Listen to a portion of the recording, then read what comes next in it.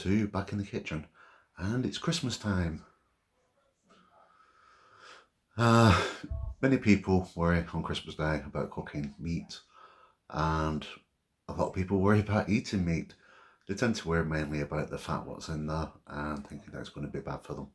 So what I wanted to do today is show you a quick and easy recipe that you can use with any meat. You can use it with gammon, steak, meats, beef, whatever you like, turkey. But we're going to demonstrate it today with chicken.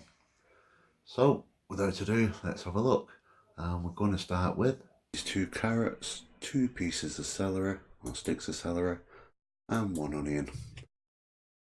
The first thing to do is to peel the onion and also wash the celery and the carrots. Now we'll cut the ends off the carrots and the ends of the celery, and the onion peel. All these things we just simply need to throw away. And now we just need to quickly dice all these vegetables together so we can put them in a baking tray, and then we can put our 2 kilogram chicken on top. Then what we need to do is just put the paprika on the chicken, give it a good rub, try and get just about everywhere on the chicken, and then cover it with foil. We're going to put the gas on gas mark 6, and we're going to put it roughly in the middle of the oven. We're going to leave it there for 30 minutes, and then we're going to open it, and we can see that the oil is started to appear. So we're going to baste the chicken. Now don't forget, what we've done is put no oil in at all, so what we're doing is just taking natural juices now from the chicken so we can baste it.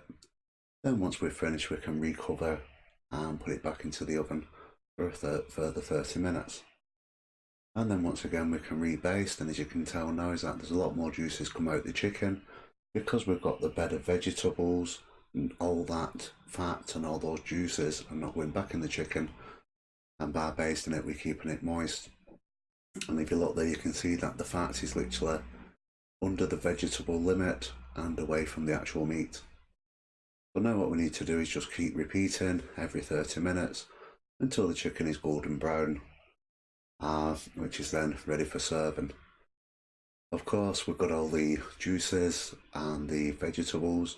Now myself, unless it's Christmas, I actually have worries about that, so I generally throw that away. But we scoop it all up and put it into a blender and mix it away, put it back into a pan, we end up with quite a nice gravy. Now what I tend to do is put a little bit of water in, just so it's not too thick, and then also add a chicken stock cube, which will make it taste a little bit more tasty.